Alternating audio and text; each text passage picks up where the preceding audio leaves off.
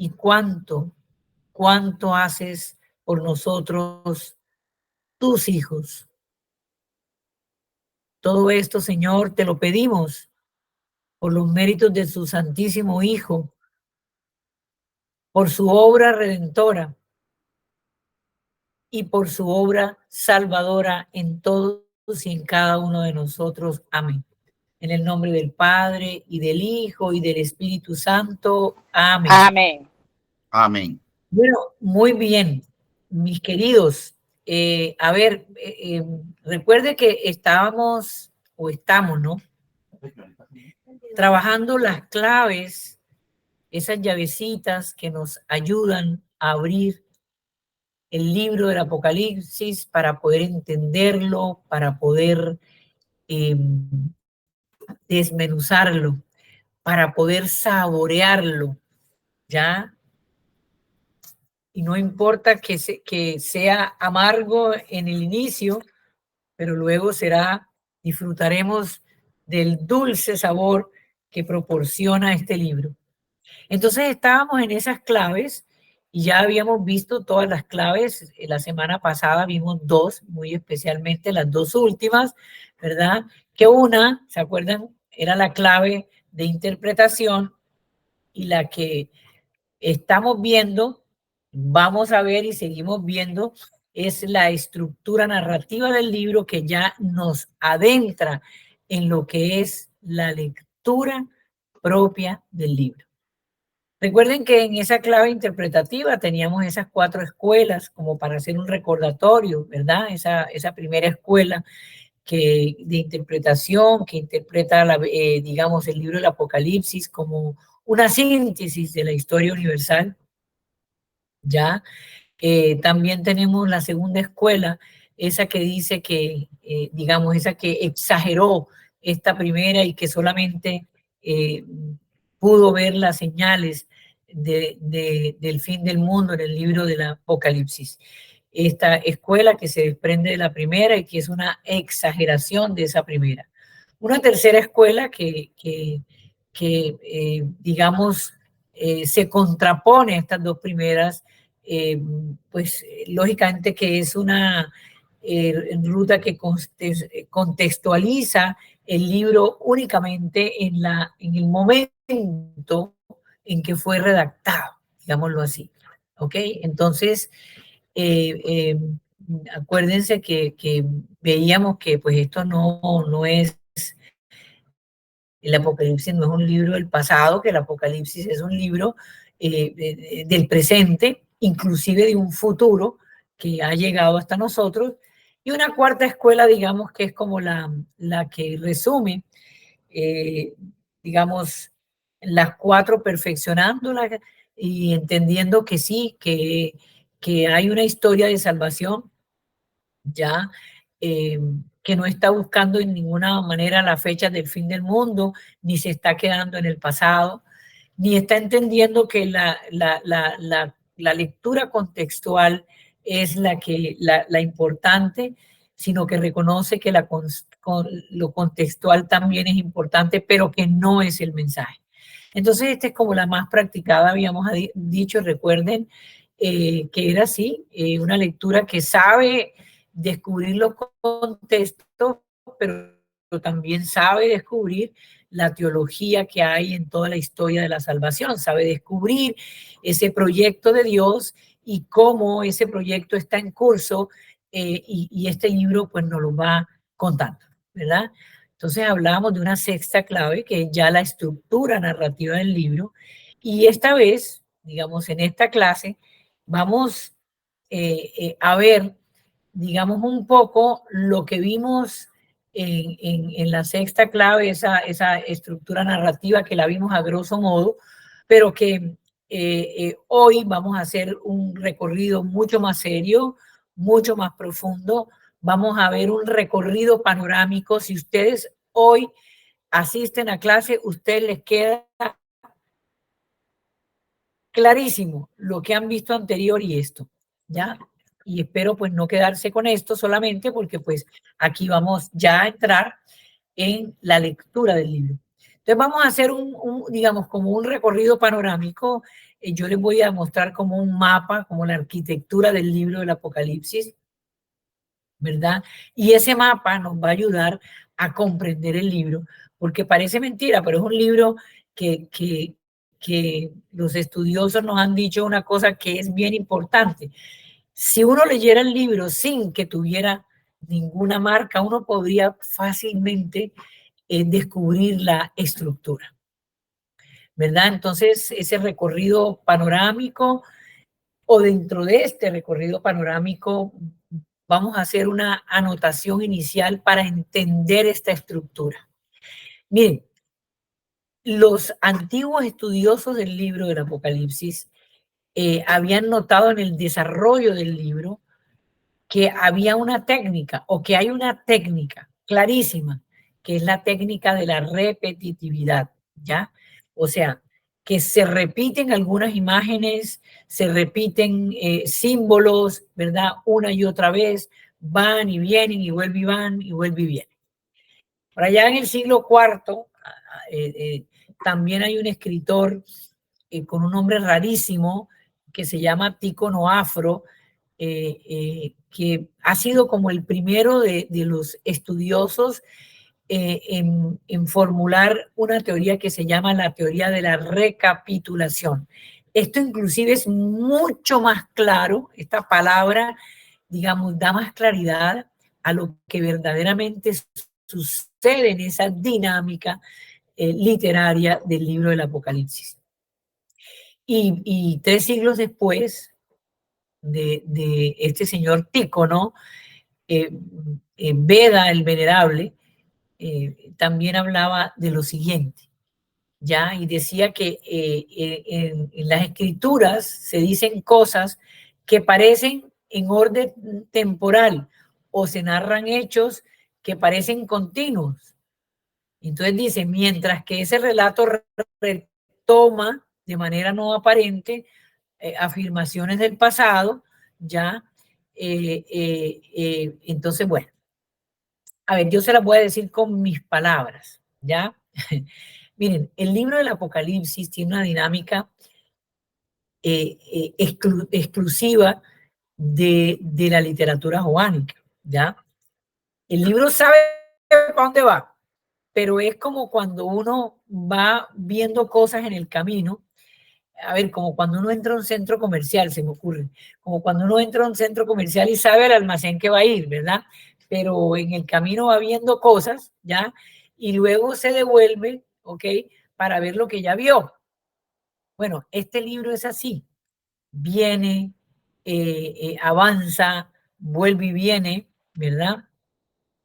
Se devuelve para retomar cosas que vio rápidamente y que según el autor deben ser bien entendidas. Es lo que llamamos el método del espiral. Ustedes se acuerdan cuando vimos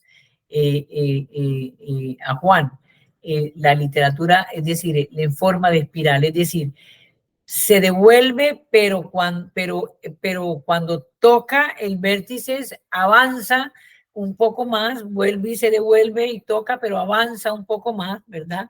Entonces es propio esto de la literatura joánica, digamos, esa forma de espiral en que él va, retoma, vuelve y va y vuelve y viene. A ver, la estructura del libro. El libro comienza con un prólogo. Ya lo hemos leído hasta la saciedad, ¿verdad? Y si ustedes, yo quiero que busquen Biblia, por favor, todos busquen Biblia porque aquí sí que es necesario que nosotros, identificando en el libro, podamos estudiar el Apocalipsis. De lo contrario va a quedar muy difícil.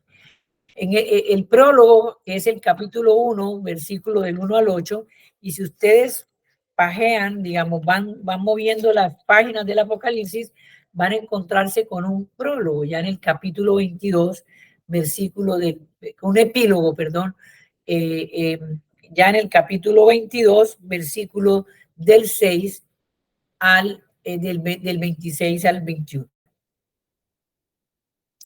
Muy bien, entonces, del 6 al 21, perdón. Entonces, miren, mírenlo, yo quiero que lo miren porque es muy importante para que ustedes puedan tener claridad de lo que estoy diciendo, ¿verdad? Entonces decíamos, el libro del Apocalipsis tiene un prólogo y un epílogo. Si miramos el principio y el final, parece ser, es decir, como una gran carta. Comienza con una carta y termina con una carta, pero ojo, el contenido, el corpus del libro no es una carta. Entonces tiene un prólogo, tiene un epílogo, pero también tiene la parte central, o sea, el corpus del libro, el cuerpo del libro, que deja ver enseguida, ya, dos partes bastante desiguales en extensión y que son también de contenido diferente. A ver, esa primera parte son apenas 2 capítulos, ¿ya?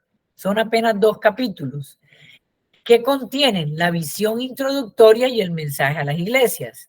De manera que miren, saquen su libro, miremos en la Biblia, mírenlo y verán. Entonces ya vimos el prólogo, ¿verdad? Y después del capítulo del versículo 8, el versículo 8 empieza lo que se llama, hace la visión introductoria y luego el mensaje a las 7 iglesias, ¿ya? Digamos que esta es la primera parte del libro, a ver, el prólogo y la visión introductoria y el mensaje a las 7 iglesias, ¿ya? La segunda parte del libro, que es el corpus del libro, ¿ya? Que es el cuerpo del libro, es el resto del libro, ¿ya? Es decir, el desarrollo del libro que se apoya en 3 septenarios, cada uno con una liturgia introductoria. Entonces, fíjense, prólogo, epílogo, la parte central se divide en 2 partes, ya una que tiene apenas 2 capítulos, es bien chiquita, por eso es que ya deja ver digamos, la desigualdad que hay entre las dos, y la segunda parte de ese corpus del libro, de ese contenido de la parte central, ya es todo el libro, ¿verdad? Y esa segunda parte se apoya en esos 3 septenarios, que son muy importantes y que vamos a ir viéndolos, es decir, a cabalidad. No se vayan perdiendo, miren aquí en el libro, no se me vayan perdiendo porque esto sí es muy importante. Entonces, fíjense, la primera parte de la parte central, capítulo 1, ¿ya? Del versículo 9, mírenlo para que vean, del versículo 9 del versículo, capítulo, perdón, 1, desde el versículo 9 hasta el capítulo 3, versículo 22, ¿ya? Entonces, váyanse al 3, capítulo 22, y allí se acaba la primera parte del libro, ¿ok? Del libro, hasta cuando termina con la carta que le escribe a la iglesia de la Odisea, ¿ya? Entonces, esa es la primera parte de la parte central, ¿ya? Solamente 2 capítulos, una parte corta con relación a la otra segunda parte, que es ya una parte bastante densa y extensa. Entonces, esa segunda parte ya empieza en el capítulo 4. Aquí está. Desde el versículo 1, ¿ya? Hasta el capítulo 22, versículo 5. Es la más extensa. Es la más extensa, ¿ya? Miren, es el desarrollo apocalíptico de la revelación propiamente dicha. Esta segunda sesión es compleja, por eso quiero que le pongan mucha atención. Lógicamente que nos ayudan las claves, nos ayudan muchísimo a entender, ¿verdad? Ya en esa primera parte, digamos, de estas dos, habíamos visto, a ver, que Juan le escribe a las 7 iglesias, ¿verdad? Escribe 7 cartas, o sea, se le entregan 7 cartas a las 7 comunidades. Eso se lo entrega el resucitado, simbolizado por un ángel, le entrega esas 7 cartas a esas 7 iglesias. Y lo podemos ver. Vuelvan al capítulo 4. Vuelvan al capítulo 4. Cuando nos dice, después de esto tuve una visión. Había una puerta abierta en el cielo, la voz que había escuchado antes, hablándome como una trompeta me dijo, sube aquí y te mostraré las cosas que sucederán en adelante. ¿Ya? Y así sucesivamente hasta cuando ya le entrega realmente este mensaje a las iglesias, ¿verdad? ¿Quiénes realmente son los protagonistas en este diálogo? En este diálogo, pues miren, aquí los protagonistas son el trono, el libro y el cordero. ¿Ok?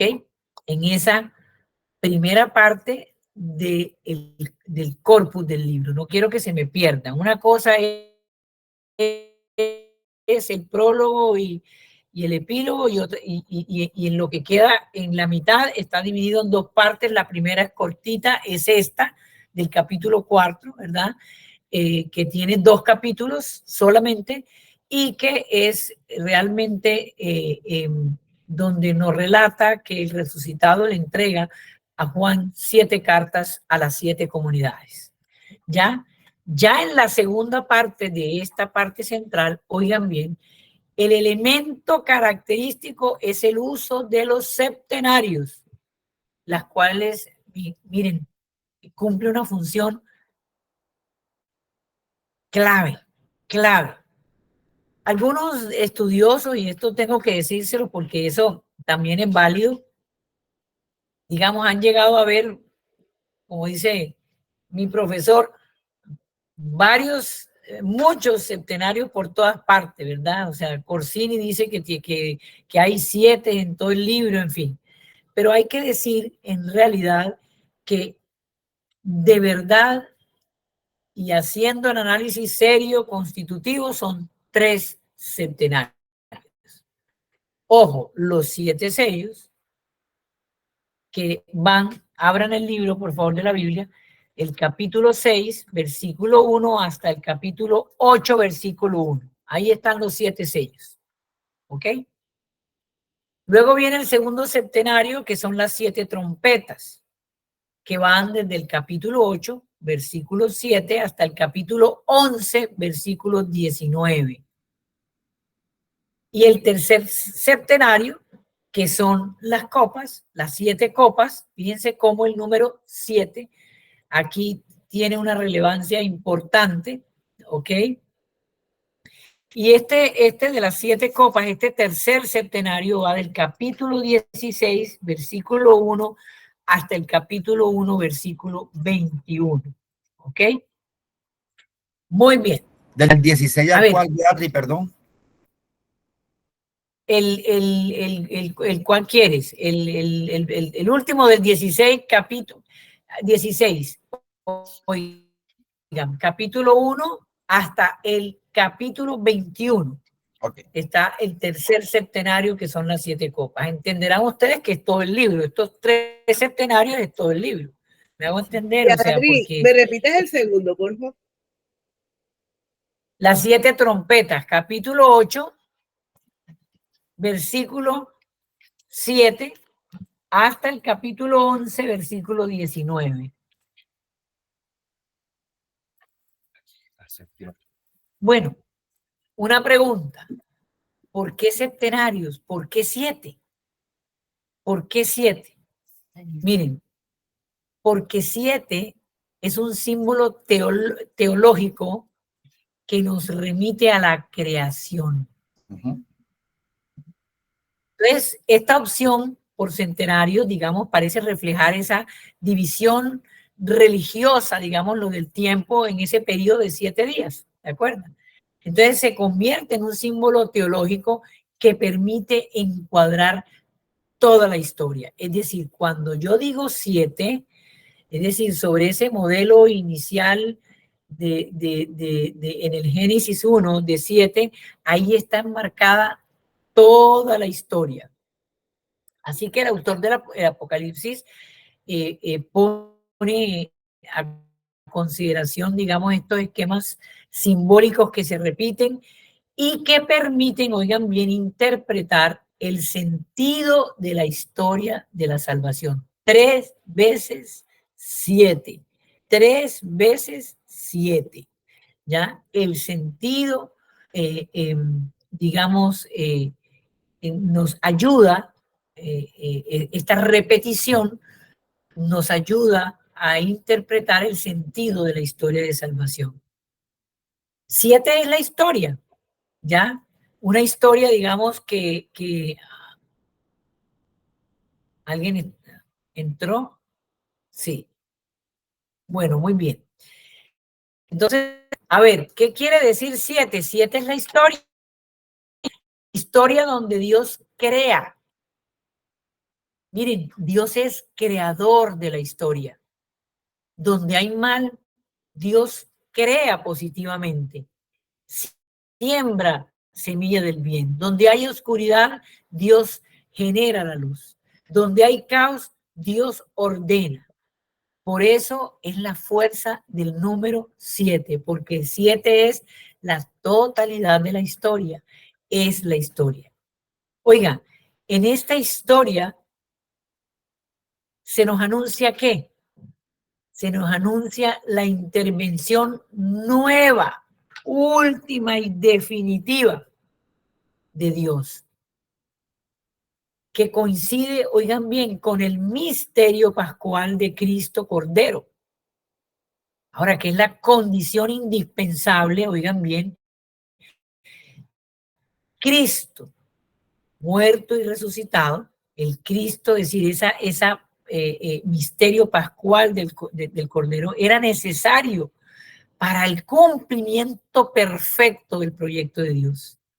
Es decir, cómo se perfecciona el proyecto de Dios dentro de ese proyecto que ya venía, es decir, establecido, es con ese cordero degollado puesto en pie, es con ese cordero muerto y resucitado. Miren, este es el punto focal de toda la obra del Apocalipsis. Dios, a través de su Hijo, que muere y resucita, hace una nueva creación. Por eso San Pablo nos decía, somos nueva creación de Cristo, somos semillas incorruptibles, no somos hijos de Adán, somos hijos de semilla incorruptible, ¿verdad? Somos la nueva creación. Por eso la imagen del Cordero, el Cordero tiene una imagen de mansedumbre. El Cordero vence al dragón sin violencia, de forma no violenta. El Cordero se entrega mansamente, ya, para la perfección del proyecto de Dios. Se entrega, ya, en ese Cordero pascual, en ese Cordero degollado puesto en pie que nos habla el Apocalipsis permanentemente, podemos nosotros entender que en él, Hijo de Dios, hay una nueva creación y todos en él somos una nueva creación. Este 7, les decía, es la imagen de toda la historia creada por Dios y creada por Dios en la plenitud de los tiempos, salvada por Dios y recreada como nueva creación. Y entonces es repasada, oigan bien, 3 veces 7. Esos son los 3 septenarios, ¿verdad? Bueno, muy bien, vamos a los 7 sellos. A ver, capítulo 6, versículo del 1 hasta el capítulo 8, versículo 1, ya lo tienen anotado. A ver, los sellos esos 7 sellos son los 7 desvelamientos de circunstancias históricas que nosotros no logramos entender y donde interviene el mal.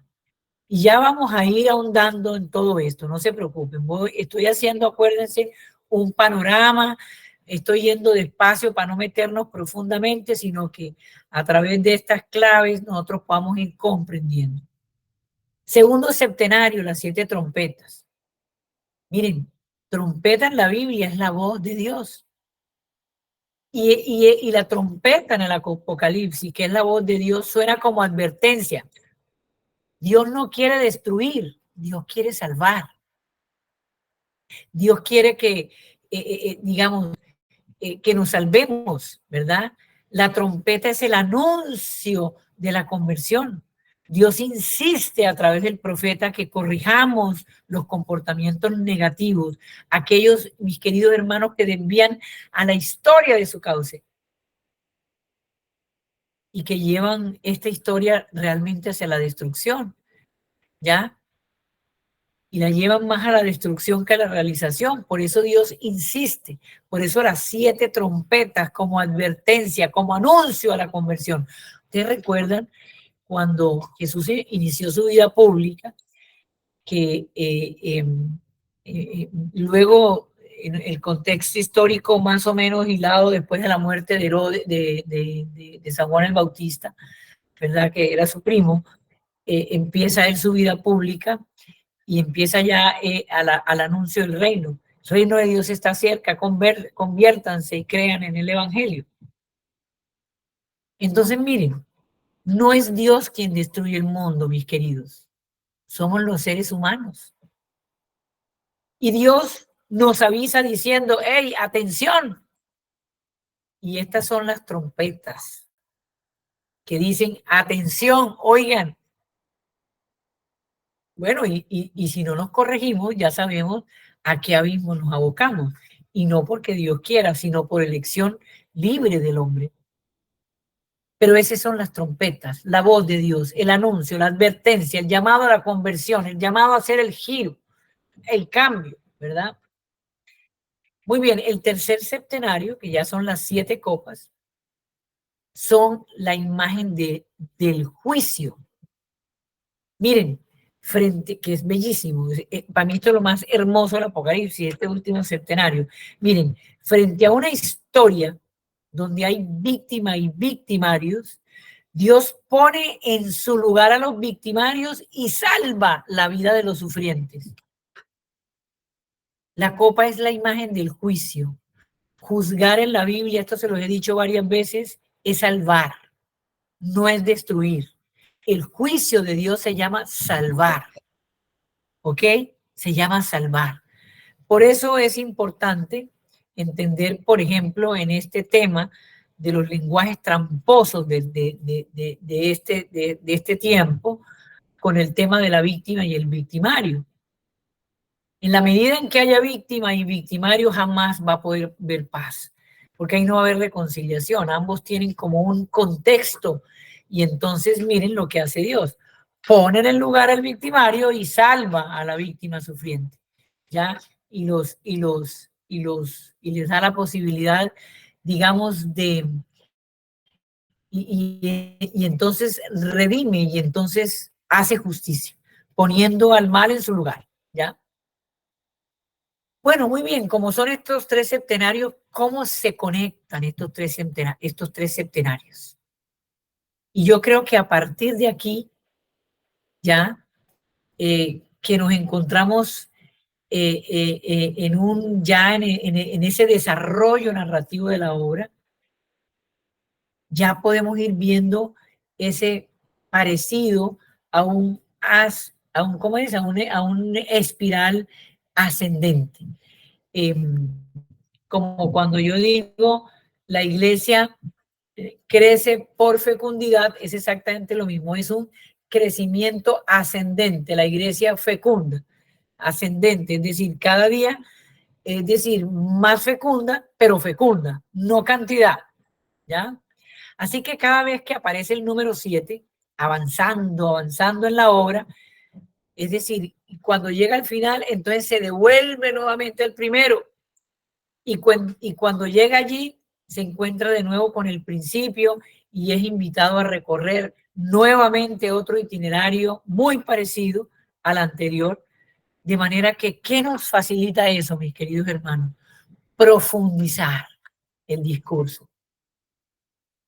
Nos ayuda a tener una perspectiva mucho más amplia, ¿ya?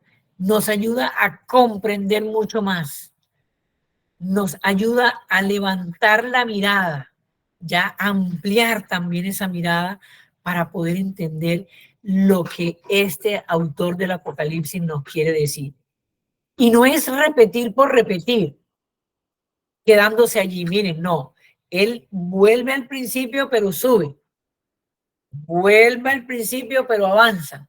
Vuelve al principio, pero avanza. O sea, siempre el punto, el vértice, ¿no? El vértice que es bien importante para que nosotros podamos entender de qué se trata. ¿Por qué? Porque a veces, cuando no tenemos las claves para leer el Apocalipsis, es decir, esto se vuelve un sancocho, como yo les decía. Entrar al Apocalipsis es como entrar, yo no diría que ni siquiera en un laberinto, yo diría que es como entrar en un bosque y donde cada uno, donde hay unas claves para poder seguir el camino y llegar a donde queremos llegar. Es decir, ese bosque atraviesa para llegar al final donde yo quiero conseguir lo que deseo, yo tengo que atravesar por ese bosque, ¿verdad? Muy bien, entonces voy a dar ya de manera más profunda este mapa. Es como si a mí, como si yo los invitara a, y más que ese bosque, se me ocurre poner este ejemplo. A ver, es como si yo te entregara un mapa de una ciudad que vamos a visitar por primera vez, ¿verdad? Entonces, ese mapa nos los entregan a través de unas claves, ¿ya? Para que sigamos el recorrido narrativo propuesto por el autor. Entonces, obviando ya ese prólogo litúrgico que lo hemos estudiado a cabalidad, vamos entonces a entrar en esa primera parte de la estructura, ¿verdad? ¿Ya? Y son los versículos del capítulo 1 al versículo del 1 al 8. Capítulo 1, perdón, versículo del 9 al 20, ¿ya? Donde decíamos que después del prólogo venía esa gran visión introductoria y el mensaje de las 7 iglesias. Miren, en esta parte, el narrador Juan, ese profeta, cuenta la experiencia fundante, es decir, esta experiencia que le ha dado origen al libro. ¿Y saben cuál es esa? El encuentro con Cristo resucitado. Hay alguien que tiene el micrófono abierto, que está haciendo retorno. Bueno, muy bien. Entonces, fíjense, ¿qué cuenta Juan? ¿Qué es lo que dice? Primero, que tiene un gran encuentro con el resucitado, ¿ya?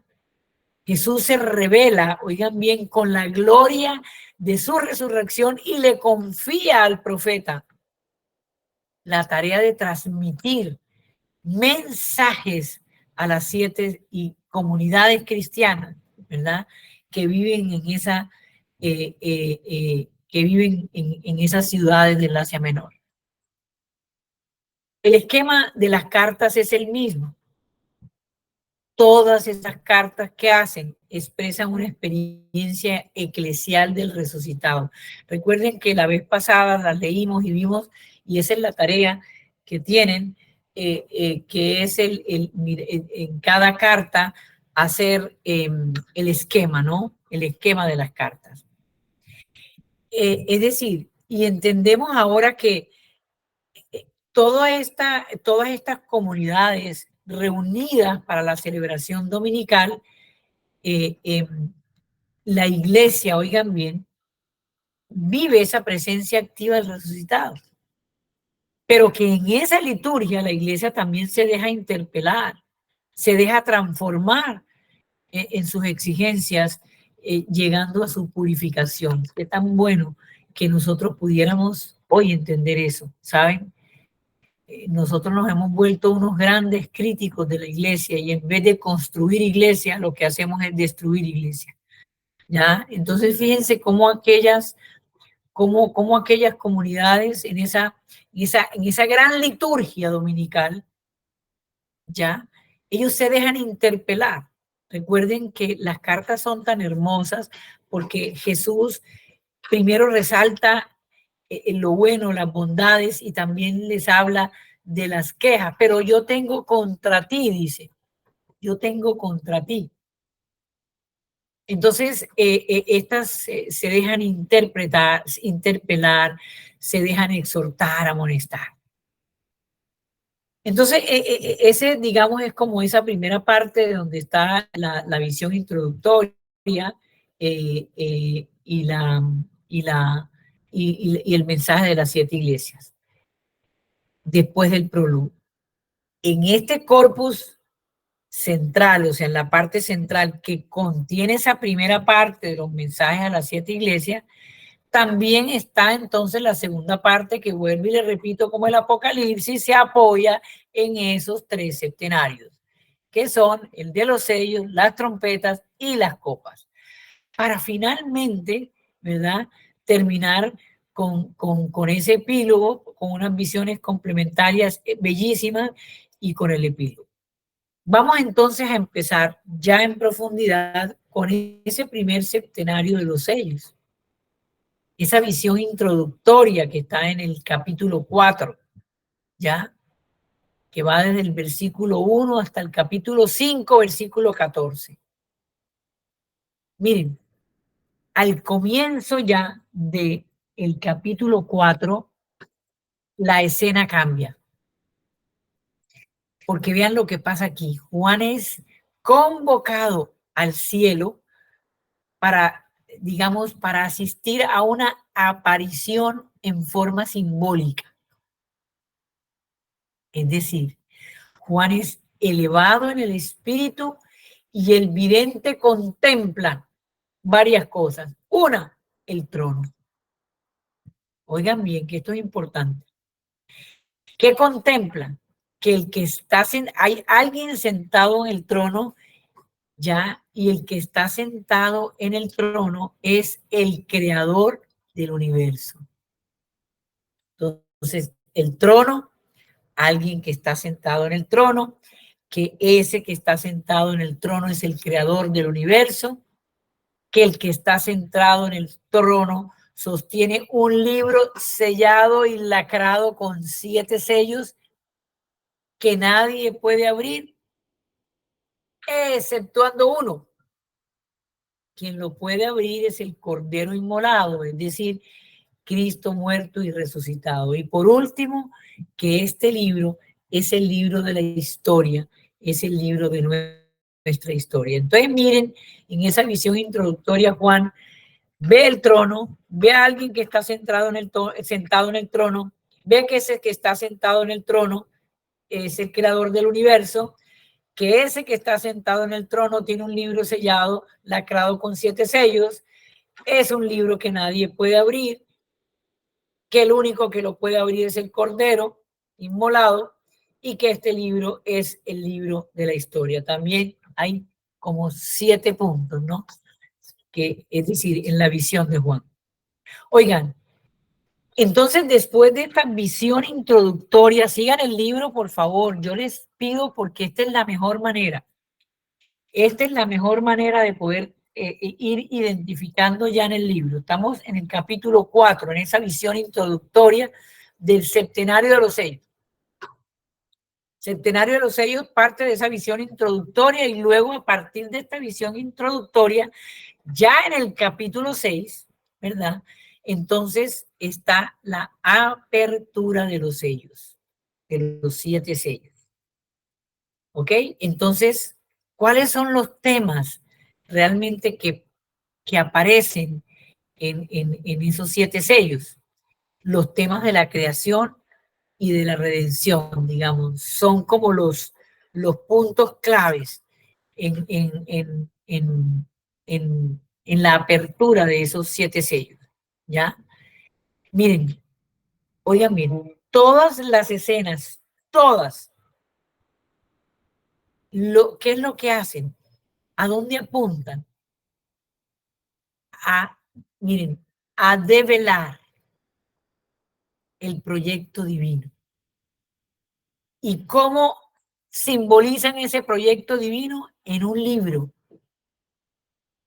entendiendo que ese proyecto de Dios o divino siempre es creativo, es positivo, ¿verdad? Entonces, fíjense, dos cosas para que no se me pierdan. Una, habla sobre la creación y la redención, estos 7 sellos, y que todas las escenas que se describen allí, lo que apuntan es a ir como develando, ¿no? Quitando el velo, acuérdense, de ese proyecto divino que lo simbolizan, digámoslo así, o que es simbolizado por un libro, ¿ya? Entonces, digamos, tenemos hasta el capítulo 8 ya. Fíjense, hasta ahí se acaban los sellos. Capítulo 8, vayan conmigo. Ya hasta antes del capítulo 8. Digamos que aquí ya, después de esos 7 sellos, se trazan las grandes líneas fundamentales de la historia de la humanidad, pero desde la perspectiva de Dios. ¿Por qué? Porque Dios tiene un propósito, ¿ya? Tiene un propósito y ese es el que hay que descubrir. Y miremos un detalle, ¿ya? El sello. ¿Qué es el sello? Es decir, el sello es un signo de propiedad y pertenencia. ¿Quién lo puede abrir? ¿Quién es el único que lo puede abrir? El Cordero inmolado, Jesús muerto y resucitado, ¿verdad? Pero entonces cuando estamos allí en esa apertura de los sellos, ya curiosamente, ahí sí que se ve el tema de la espiral en primer lugar, cómo retorna significativamente nuevamente a ese sexto sello, ¿verdad? ¿Y qué le imprime a ese sexto sello? Todo el conjunto, la idea de que la historia, mis queridos, le pertenece a Dios. ¿Ya? Y que en esa misma historia Él forma un pueblo que le pertenece y que es un pueblo llamado a la alianza con Él. Así que hasta allí ese primer septenario que luego veremos cuando ya vayamos leyendo y abriendo, pero como estamos haciendo un viaje panorámico, solamente los estoy, es decir, dando unas pinceladas bastante importantes para comprender de qué se trata ese primer septenario. Segundo septenario, las trompetas. Entonces, llegamos, los sellos llegamos hasta antes del capítulo 8. Ya aquí, en el septenario de las trompetas, ya estamos en el capítulo 8, desde el versículo 2 hasta terminar en el capítulo 11, versículo 19. Entonces, este segundo septenario también tiene una visión introductoria, ¿ya? Aquí también hay un cambio de escena. Y un cambio de escena que introduce al segundo septenario. Digamos,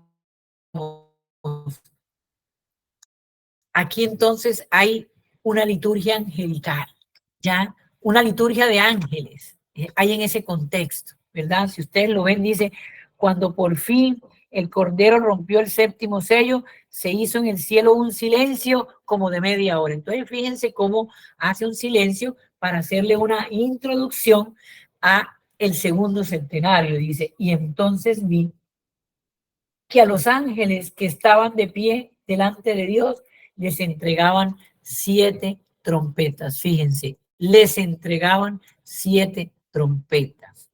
¿Ok? Para entonces ya, dice, ya entonces ahí sí, después de esa visión introductoria, entonces ya entramos, dice, otro ángel llegó y se puso de pie junto al altar y bueno, y hace toda esa visión introductoria hasta entonces empezar con el primer ángel tocó la trompeta y sobre la tierra cayó granizo y bueno, entonces miren, el septenario de las trompetas se caracteriza, oigan mis hermanos, por el tema de la intervención salvífica de Dios en esa primera alianza. en la alianza con Israel. ¿Se acuerdan? En la alianza con Israel, en esa primera alianza. ¿Ya? Este septenario de las trompetas se caracteriza por ese tema, la intervención de Dios en esa primera alianza. Es decir, es una dinámica dominada por los ángeles buenos y malos. Y después entraremos a decir de qué se trata. Entonces, las primeras 4 trompetas presentan los daños sufridos por la humanidad a causa de los ángeles demoníacos. Entonces, por ejemplo, vemos en el capítulo 8, versículo 7, ya, miren, por ejemplo, a ver, dice, el primer ángel mezclado con sangre, quedó quemada la tercera parte de la tierra, la tercera parte de los árboles y toda la hierba verde. El segundo ángel tocó la trompeta, bueno, y así sucesivamente, ¿verdad? Entonces estamos viendo que las 4 primeras trompetas, vamos a ver el cuarto, dice, la cuarta trompeta, entonces miré y escuché gritar con voz potente a una, bueno, el cuarto ángel aquí, perdón, la cuarta trompeta, y quedó herida la tercera parte del sol, de la luna y de las estrellas, de forma que se oscureció la tercera parte de ellos. De igual modo, el día y la noche perdieron la tercera parte de la luz. Entonces, miré y escuché gritar con voz potente a un águila que volaba en lo más alto. Ay, ay, ay de los habitantes de la tierra cuando suenen las trompetas que los otros 3 ángeles se disponen a tocar.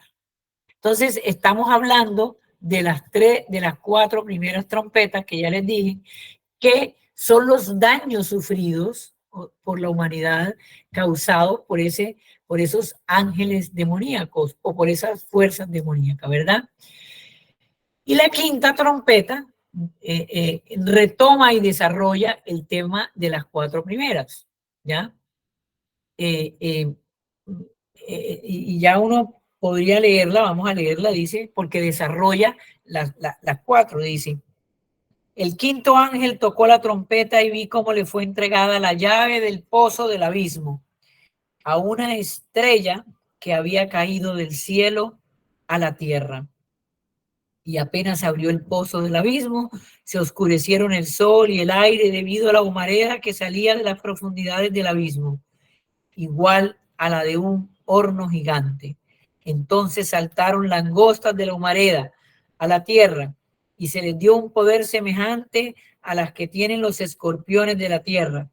Se le ordenó que no causaran daño a la hierba de la tierra, ni a las plantas, ni a ninguno de los árboles, sino solo a aquellos hombres que no llevaban en la frente el sello de Dios. Entonces, fíjense cómo esa trompeta o esas trompetas no es para destruir al bueno, sino al mal del mundo. Ya en la sexta trompeta, la más importante de todas, es decir, que es la que presenta mayor elaboración de escenas y de imágenes. ¿Y esto para qué? Para expresar la intervención de Dios, la acción de Dios, para hacer posible su proyecto de salvación. ¿Y qué es lo que resumen? Sí, hay fuerzas poderosas, pero Dios hace posible su proyecto. Y aquí, mis queridos hermanos, llegamos al vértice de este segundo septenario. Digamos que este segundo septenario, que es el de las trompetas, está definido como el cumplimiento del misterio de Dios. ¿Ya? Del misterio de Dios. Vamos a leer esa sexta trompeta. ¿Quién lo lee? ¿Quién me ayuda? Porque yo no sé por qué, pero sigo con la voz mala. Ok, por favor.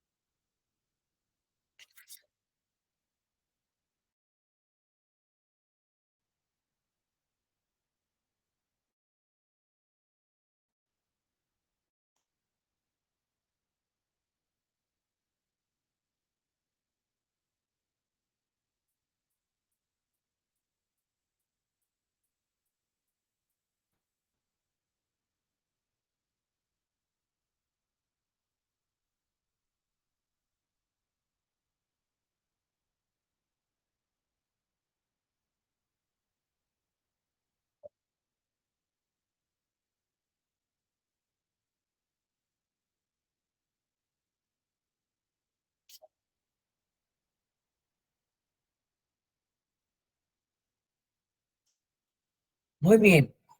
Entonces, fíjense ustedes, porque no es el momento ya de descifrar, ustedes se acuerdan la simbología que hay aquí, ¿no? Aquí sí que hay simbología.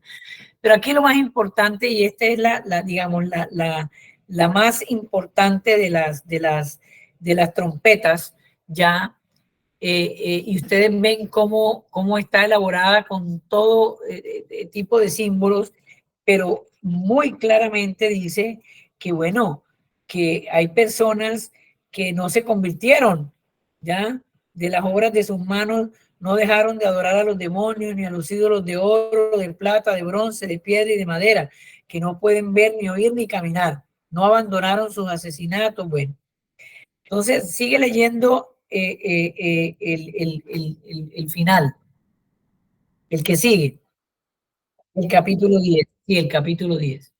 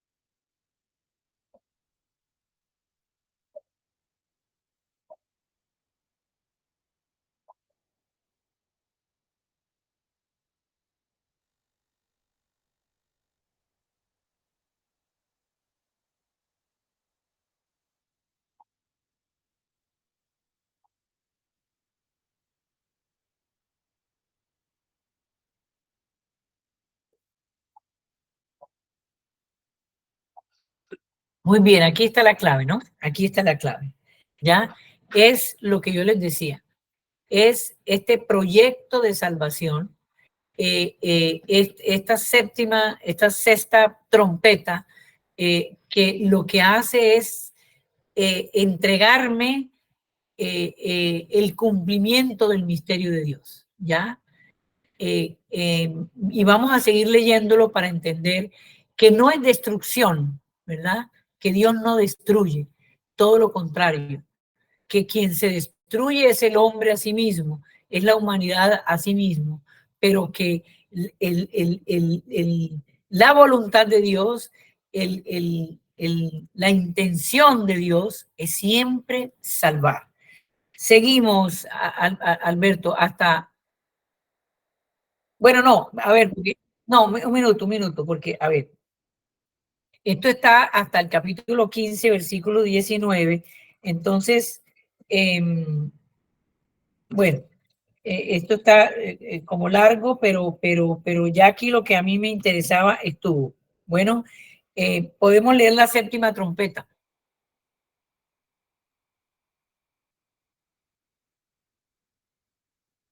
En versículo 14, capítulo 11, versículo 14. El segundo año pasado. No, no tengo.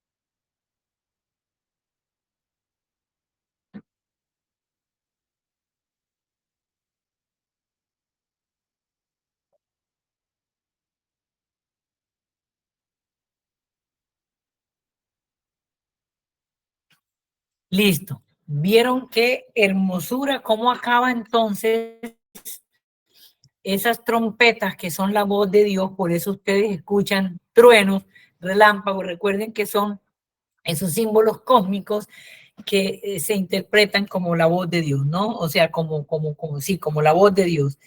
Es hermoso este relato cuando ya uno tiene las claves para leerlo, ¿no? Es hermoso. Se abrió entonces el santuario de Dios en el cielo y apareció allí el arca de su alianza y se produjeron relámpagos, estruendos, truenos, tembló la tierra y una fuerte granizada.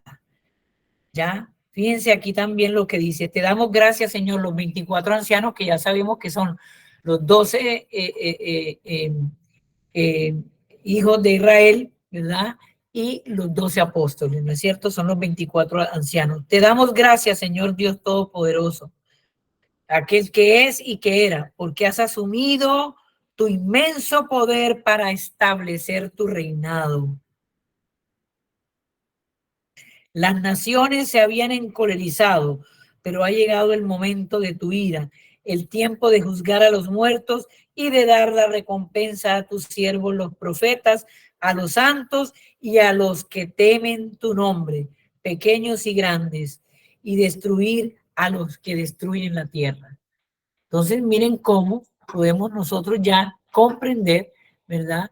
Que lo importante es que las trompetas, este septenario de las trompetas, lo que quieren decir nos anuncian es la intervención de Dios, la voz de Dios, la acción de Dios que hace posible ese proyecto de salvación, ese cumplimiento del misterio de Dios.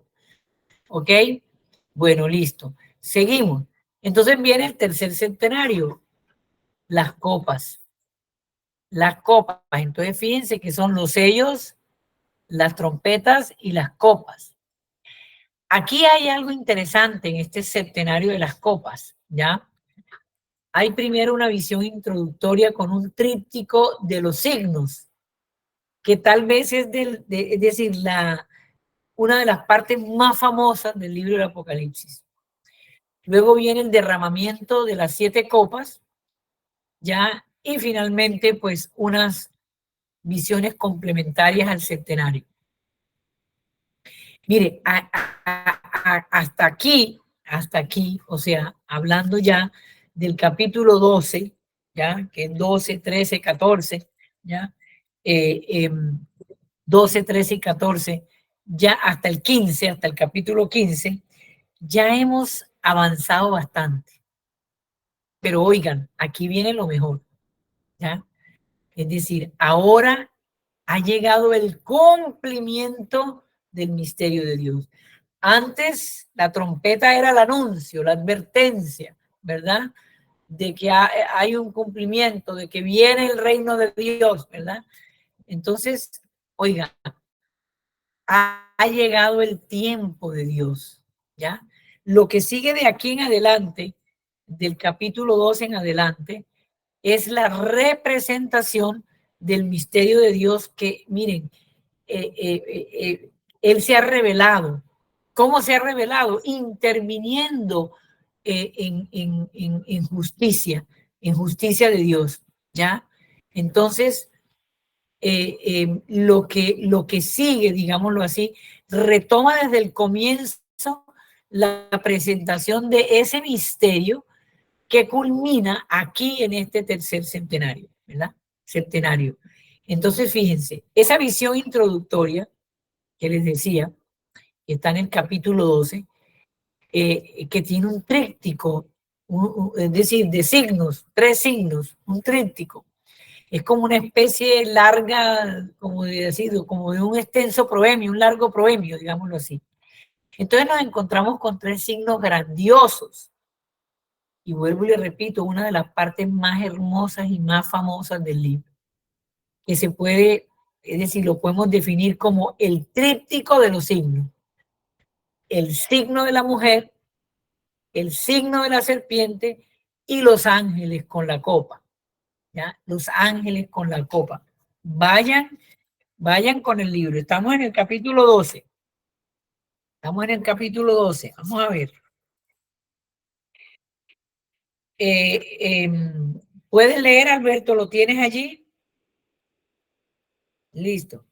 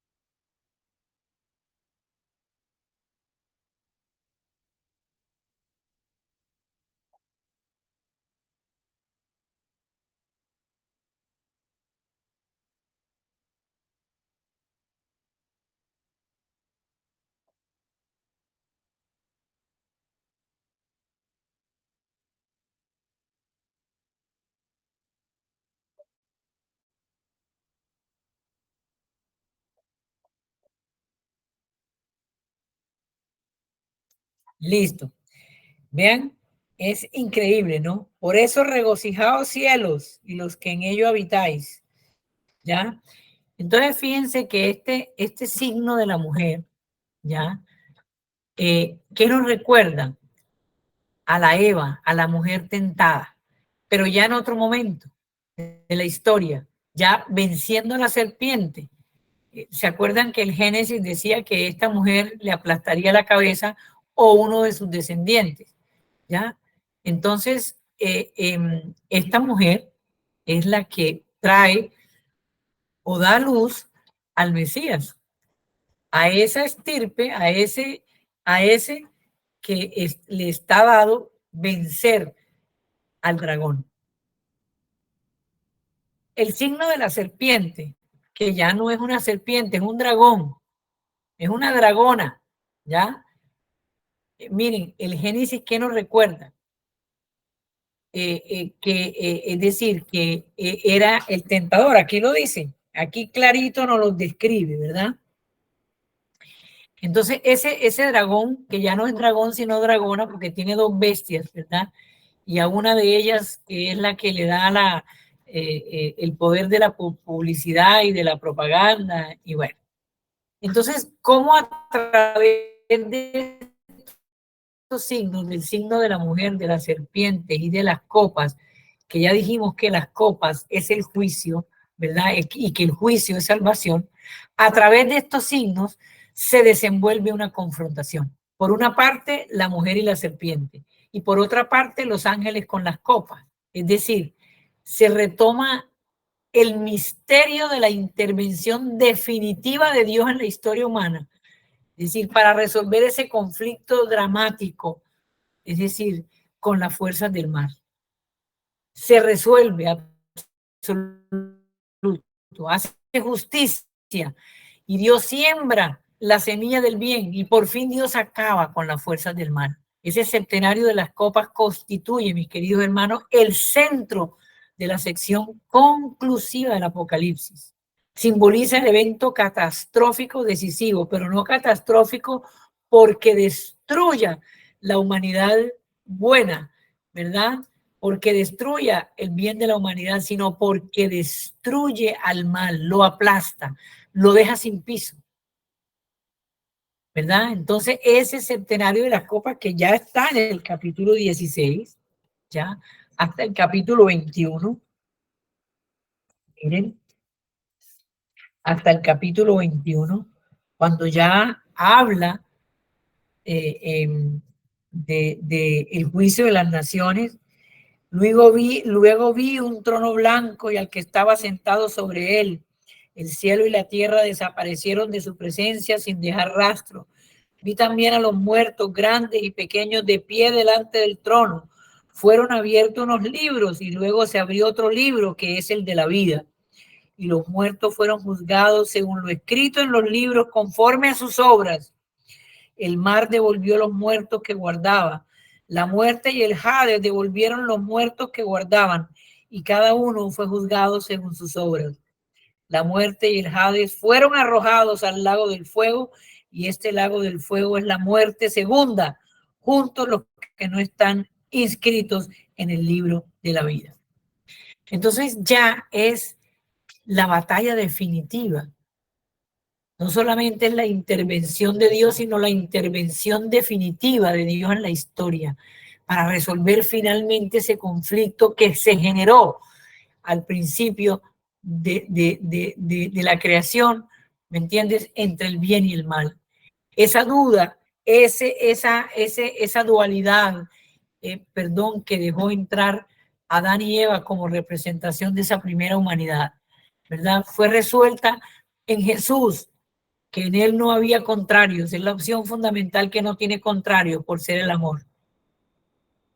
Pero finalmente, entonces en esa última batalla final, en el juicio de Dios, en ese juicio que es misericordia y salvación, Dios destruye al mal.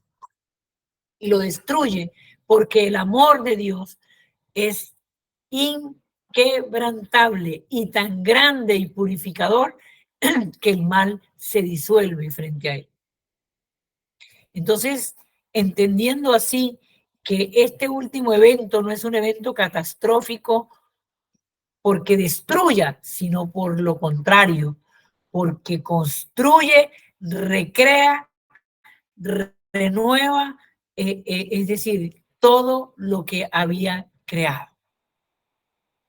Muy bien, entonces ya en el capítulo 17, ya, pasado estos 3 septenarios, llegamos a la última parte del libro. Es decir, después de las copas, ¿qué pasa? ¿Ya? ¿Qué tenemos después de que pasan esas 7 copas? Que vuelvo y repito, eran todo ese mal que había sufrido esa humanidad, ¿verdad?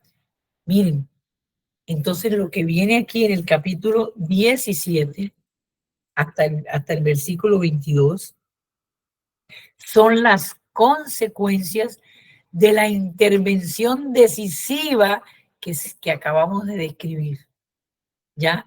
Negativas para el que hace el mal y positivas, por decirlo así, para el que hace el bien, ¿ya? Así que en este punto se retoman los esquemas y los temas de los septenarios anteriores, pero el enfoque teológico, ¿a dónde apunta? ¿Ya? Oigan bien, más que apuntar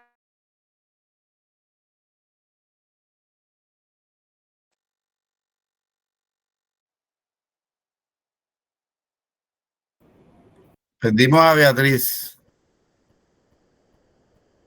No, sí, se le fue como que el internet. Y destruye el mal. Beatriz, ¿Aló? perdón, te quedaste congelada y te quedaste que las consecuencias de la intervención decisiva son las acciones pues de los que están en el bien y los que hacen el mal. Es el mal. Sí. Un momentico que aquí hay una cosa. Espera un minuto, yo abro para ver si... Sí.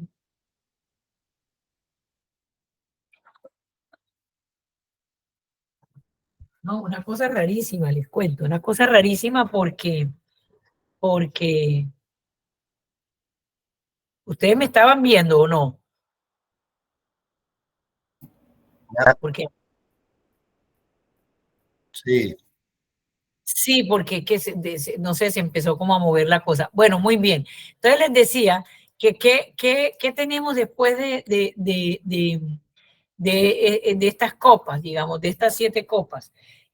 Las consecuencias ya que se expresan, digamos, de una manera también simbólica, ¿no?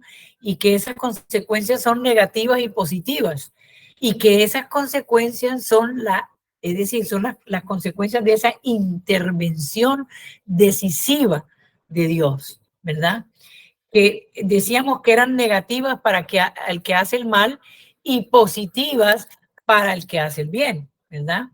Y que les decía que aunque se retoman esquemas y los temas de los septenarios, el enfoque teológico está dado aquí, miren, aquí, al cumplimiento definitivo de la historia, que ese cordero degollado puesto en pie ha vencido el mal, que Cristo resucitado es el vencedor de la historia y que ha reconstruido su criatura y ha recreado y salvado toda su obra creada.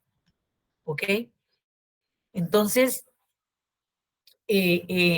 digamos que en esta visión complementaria de este septenario está también dominada por 2 figuras femeninas, digámoslo así, en las que funde todas sus características, ¿verdad?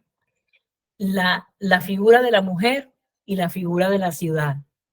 Por una parte, Babilonia, la prostituta, y por otra parte, la Jerusalén y la esposa, para que finalmente ya, después de haber restaurado la historia, después de haber recreado la historia, después de haber hecho nuevamente, es decir, una nueva creación, por decirlo así, que somos nosotros desde Jesús, y que en ese momento final todos lo vamos a ver, ¿verdad? En que Dios nos va a mostrar cómo ha recreado la historia, cómo nosotros hemos sido hijos del vencedor, ¿verdad? Entonces esa esposa le dice al cordero, ven, ¿verdad?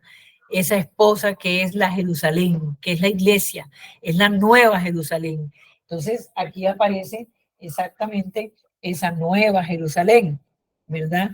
La nueva Jerusalén, la Jerusalén futura, ya la Jerusalén celestial. Y ahí la describe, ¿no? La describe. Entonces, ya este tema de la representación de la mujer no tiene nada que ver, oyeron, con el tema de la mujer. Es muy bíblico estas 2 simbologías y esta figura, y es siempre está presentándose como 2 modelos, ¿no? De fidelidad y de infidelidad. Entonces, la Babilonia, la prostituta, la infiel, y la Jerusalén, la esposa, la fiel. Son como 2 modelos simbólicos de fidelidad y de infidelidad, para demostrar que ¿quién se salva? Se salva esa Jerusalén, esposa, obediente, fiel, ¿verdad? Que finalmente se casa con el Cordero, que espera al Cordero, a ese novio, es decir, lo viene esperando todo el tiempo, viene esperando a ese novio hasta que finalmente se llega el día de la boda, y entonces es el día final, ¿no es cierto? Miren, esta parte para mí es apoteósica, ¿ya? En esa transición de la primera y de la segunda parte de este corpus del Cristo, de este corpus del libro, ¿ya? El profeta Juan, queridos hermanos, nos indica los efectos de la obra redentora de Dios y muestra la belleza de la nueva creación que ha sido posible ya gracias a la Pascua de Jesucristo, gracias a su muerte y su resurrección. Y por último, la conclusión de la obra. El libro de la revelación, el Apocalipsis, descansa, mis queridos hermanos, sobre un diálogo litúrgico, ¿ya? Esto es, de la misma manera como comenzó con la intervención de diversos personajes, ¿ya? Se le recuerda al lector que en el origen del Apocalipsis está la persona de Jesús y que este Jesús, al cual la comunidad está fuertemente vinculada y está fuertemente vinculada como la iglesia y como la esposa. Y con esto el libro se acaba. Este es el final del libro del Apocalipsis. Hermanos, haciéndoles un viaje panorámico, ¿verdad? Por esas partes del libro, para que cuando la próxima semana entremos en función ya de la lectura profunda y a ir desenmascarando algunas cosas, ya podamos tener más claro lo que hemos venido diciendo desde el principio.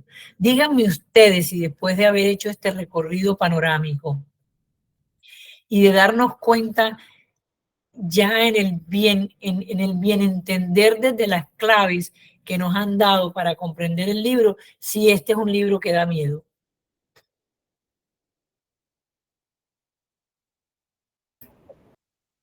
Es un libro de esperanza. Absolutamente. Un libro de esperanza. Me alegra que lo hayan comprendido, porque y lo que me gusta es eso. Por eso yo les decía, vamos despacio para poder ir poquito a poquito, porque realmente, pues nada, para dar el libro del Apocalipsis a profundidad yo necesité un año. Y aquí estamos hablando de una vez a la semana durante un semestre, por decir algo, que no, un semestre que no estuvo del todo completo, pues. Entonces, pero bueno, lo importante no es que ustedes se vuelvan, pues, se pueden volver los grandes estudiosos del Apocalipsis, claro que sí, porque ya con estas claves, imagínense, pero sí es muy importante para uno entender cómo esa obra redentora del Creador ha sido tan maravillosamente mostrada en el libro del Apocalipsis, ¿ya? Cómo esa novia espera, cómo esa Jerusalén espera fiel, ¿ya? A ese novio para finalmente llegar a concluir las bodas del Cordero. Esa promesa que había hecho, miren que lo dice Jesús que había hecho Dios a sus profetas, ahora se ve realizada y Dios se la muestra a Juan en esa gran revelación del libro del Apocalipsis. Malú 24, ¿quién es Malú 24 que me tiene levantada la mano? Yo, Marta Lucía Medrano. Marta Lucía Medrano, muy bien. Sí, Beatriz, cuando tú estabas hablando de la nueva creación de Cristo, que somos hijos de la semilla incorruptible, ¿por qué todavía seguimos hablando del pecado original? No, pues, pero ¿quién habla del pecado original? A ver, el pecado original fue cubierto por el bautismo. Ajá, por eso mismo. Pero sí, o sea, bautismo, pero si el Cordero. Claro, porque es que miren, es Cristo el primer sacramento del Padre. Entonces, con él nace la vida sacramental. Y el bautismo, miren quién es el que primero se bautiza. Qué buena esta pregunta, ¿sabes? Porque hacemos un recorrido diacrónico por el libro para remitirnos al bautismo de Jesús, ¿verdad? Juan el Bautista bautizaba para el perdón ¿de qué? De los pecados. ¿Y Jesús bautizaba para qué? El bautismo de Jesús era el Para la bautismo del Espíritu salvación. Santo que nos, claro, para la salvación, para hacernos hijos en él, hijos en el Hijo, para hacernos dignos de la morada eterna, ¿verdad? Esa es la diferencia, ¿ya? El pecado original es una realidad, porque ya ustedes se van a dar cuenta cuando empecemos a leer ya algunos apartes del libro, que lógicamente no lo vamos a poder leer todo, pero sí vamos a leer algunos apartes, se van a dar cuenta ustedes que el pecado, cómo afecta el sistema personal, cómo afecta a la familia, cómo afecta a la comunidad, cómo afecta el mundo, ¿verdad? Entonces, no crea uno que porque el pecado ya allá fue quietecito y nadie lo sabe y nadie lo conoce, no va a pasar nada. No.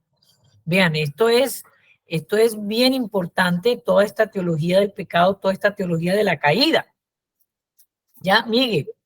Beatriz, yo tengo una pregunta de lo que tú dijiste, medio me perdí, no sé si fue mi internet que falló. Tú mencionaste que cada uno de estos centenarios había como 3 veces cada uno. Yo no entendí muy bien ese pedacito. Ah, claro. Y hablaste del vértice, entonces ahí que uno va y viene y ahí medio me perdí. Claro. Si me puedes, por favor. Son 3 veces 7, es decir, Sí. son Ajá. 7 sellos, 7 copas, 7 trompetas, ¿ya? Ajá. Entonces, los sellos son los primeros, luego vienen las trompetas y de alguna manera vuelve y tocan los temas de los sellos. Vamos Sí. para las copas y vuelve y tocan el tema de las trompetas, ¿verdad? Y finalmente vuelve y se toca, pero ya haciendo lo conclusivo del libro, ¿ok? Por eso es en espiral, por eso es decir, siempre hacia arriba, toca el vértice, pero va hacia arriba, ¿verdad? Ok, listo. Gracias, Beatriz. Bueno, ¿se pudo comprender bien la cosa o muy enredado? Se confirma, creo yo, lo que dijiste en el chat, que la clase de hoy era súper clave para poder tener claridad hacia adelante. Y realmente es un punto de inflexión entre lo que hemos visto hasta hoy y que lo sigue, y lo que sigue, perdón. Claro, es que miren, lo de hoy era definitivo. Dime, Alberto.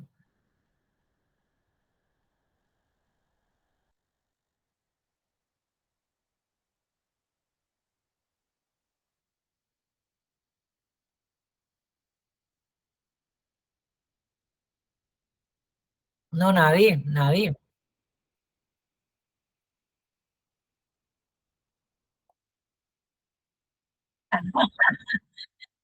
Ah, qué bueno. Qué bueno, Alberto, qué bueno. Sobre todo para los que no vinieron o no pudieron asistir. Sí, claro.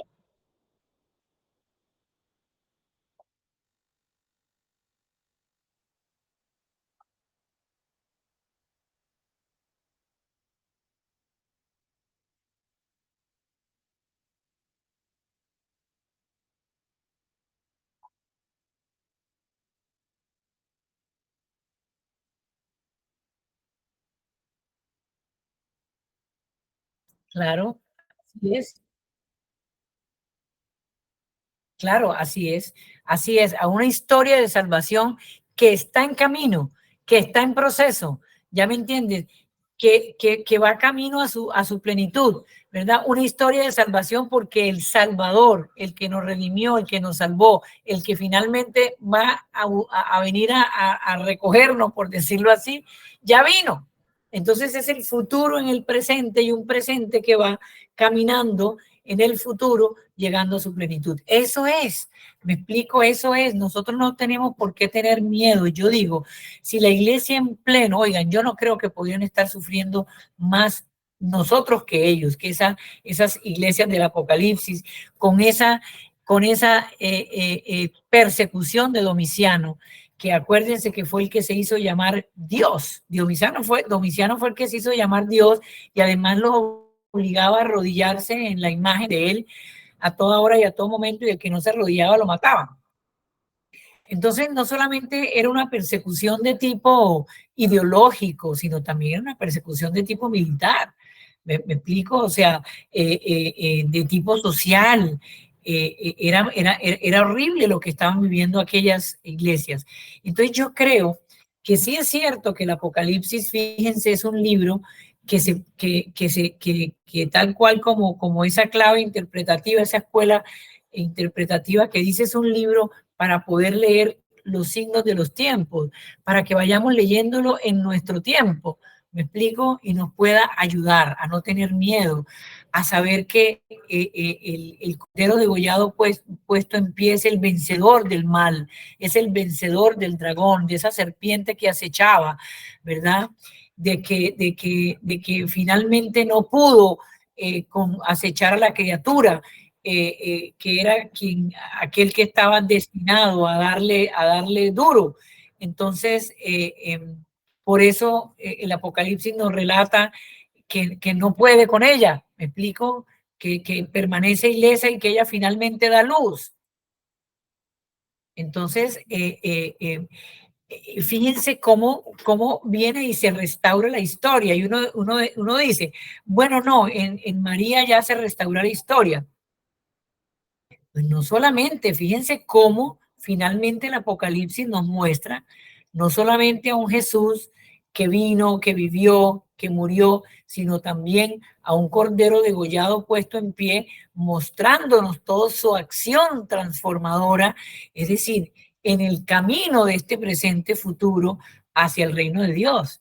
¿Ve? Entonces, lo mismo María, ¿ya? Lo mismo María, o sea, la imagen de esa Eva tentada, ¿ya? Pero ahora es esa mujer vencedora, ¿ya? Y una mujer que no vence, oigan bien, porque esto es muy importante, es la coherencia de Dios, que no vence por ella, no vence con sus fuerzas, vence con la fuerza de Dios, con el cordero degollado puesto en pie, ¿verdad? Vence por eso, ¿ya? Porque hay un Dios creador, restaurador, redentor, que logra que todo ese plan salvífico, que todo su poder, que es misericordia, logre arrasar el mal. Y es que aquí hay una cosa muy linda, y se lo decía yo ayer a una hermana una hermana de comunidad que estábamos hablando. Oigan, lo que nosotros debemos pedirle a Dios es que implante, que encarne su amor en nosotros, porque el amor es la única arma capaz de transformar la humanidad y la única arma capaz de destruir el mal, ¿ya? Por eso Dios, siendo amor y permaneciendo en ese absoluto amor, en ese amor que es purificación, a través de ese amor nosotros estamos, es decir, toda su criatura que le abre su corazón va siendo restaurada, purificada y va siendo, es decir, susceptible de su heredad, ¿verdad? Ustedes se acuerdan en la misa lo que el sacerdote dice en una de las oraciones, dice, conviérteme en ofrenda permanente para que me hagas digno de estar en tu heredad, para permanecer en tu heredad y hacerme digno entre tus elegidos. Esa es la petición, el amor, mis queridos hermanos. Y por eso esto nos lleva a hacer una gran revisión de vida. ¿Por qué? ¿Qué está pasando con nuestras vidas? ¿Cuáles son nuestros conflictos? ¿Cómo están nuestras relaciones? ¿Ya? ¿Cómo se están dando nuestras dinámicas relacionales? ¿Dónde está el amor en todo esto? Porque cada día la violencia, que es el lenguaje del demonio, es decir, toma más fuerza. Y toma más fuerza porque nosotros estamos alimentando esa fiera. Pero si nosotros de verdad nos alimentamos con el amor de Dios, otro cantar sería.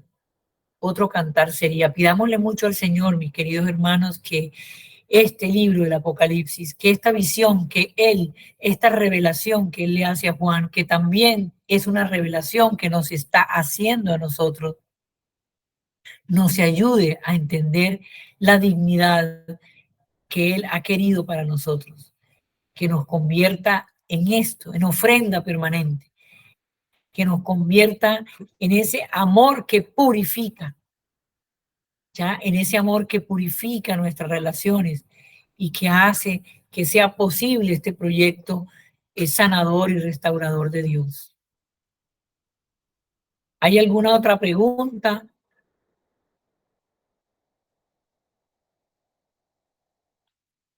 ¿O se quedaron congelados o me quedé yo congelada? Hola. Ah, ok. No, digo, bueno, ya que si hay otra pregunta. Beatriz, Nelly. yo, sí, la manifestación, fíjese que en aquel Apocalipsis menciona a la mujer, decimos que es María, y dentro del plan de salvación de Jesucristo va acompañado de la presencia de esa mujer que es María y la manifiesta aquí en el Apocalipsis Jesucristo. María también nos lleva a ese plan de salvación, de santificación de la mano de Jesucristo. Y fíjense que además que se presenta aquí en el Apocalipsis como los hermanos separados niegan totalmente a María y la hace presente en el Apocalipsis y ellos agarran es para su predicación es del Apocalipsis con otra interpretación diferente a la que hemos aprendido en estas orientaciones que tú nos has dado. Magnífica. Sí, acuérdense que hay 4 escuelas, ¿no? Sí, claro. Hay Sí. 4 escuelas interpretativas. Ellos se quedaron en el Apocalipsis, se quedaron con esa predicación que ellos hacen del Apocalipsis. Porque ellos se quedaron en esa segunda escuela interpretativa, sí, en la que solamente buscan señales del fin de los tiempos. Sí, es, exactamente. Bueno, Beatriz, sí, tu presentación muy excelente, muy buena para interpretar mucho mejor este gran libro de fe No, y increíble, esperanza. cómo me restaura a mí una clase. Yo Beatriz, pensé que no iba a ser capaz de dar aquí hoy. Antonio. Y nos entusiasma también a nosotros. Gracias, Beatriz. Beatriz, no, es que una vez escuchando aquí a un hermano separado, él hablaba siempre: Señor, regálame el segundo cielo. Señor, escríbeme en el libro de la vida. Pero, ¿cómo así? O sea, son temas que uno tiene que saber, a veces uno no puede ni contradecirlo, sino que saberlo enfocar. Ellos hacen unas oraciones que uno a veces queda como que, ¿cómo así? Queda uno desenfocado. Te quiere decir que no se prepararon bien, entonces ellos repiten lo que les dicen. Ellos son, pues, uno tiene que ser muy cauteloso cuando va.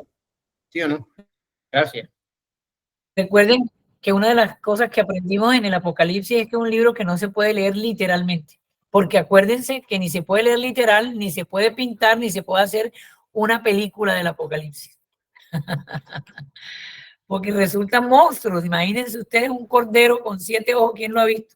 Y con 7 cuernos, ¿quién ha visto un cordero? Eso nadie. Y usted ha escuchado cuando un pastor dice que la ramera, entonces dicen que es la iglesia. Oye, no tiene ningún sentido. Si lo leen bien, tranquilamente, ni siquiera tiene sentido la explicación que ellos dan. Bueno, la ramera es la iglesia. Allí Babilonia representa el modelo de iglesia infiel, ¿no? Es lo que representa Babilonia. Porque acuérdense, cuando ellos se fueron al exilio a Babilonia, todo lo que pasó allí, ¿no? Es una ciudad bastante adelantadita en varias cosas. Entonces, pero son modelos, ¿no? O sea, modelos de infidelidad. Es el simbolismo para representar a la esposa, a la mujer infiel, prostituta, Babilonia, y a la mujer fiel, santa, que es la esposa, que es, que es Jerusalén. Recuerden que Jerusalén es la ciudad santa, es la ciudad que él escogió para que se invocara su nombre para siempre, y además donde él vivió su Pascua. Esa es la clave de Jerusalén, donde él vivió su Pascua, ¿ya? Por eso es tan importante Jerusalén, ¿ya? Donde él se apareció como resucitado, donde de hecho, pues todo lo que, precisamente lo bonito del libro del Apocalipsis es que empieza con un encuentro con el resucitado.